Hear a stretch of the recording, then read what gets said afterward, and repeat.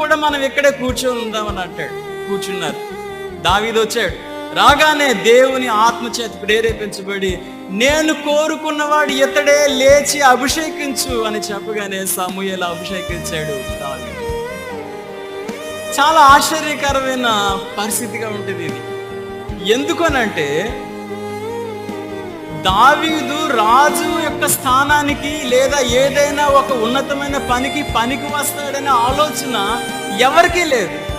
నేను అనుకుంటాను చాలాసార్లు వాళ్ళ తండ్రికి లేదు, లేదా వాళ్ళ ఇంట్లో వాళ్ళకి లేదు.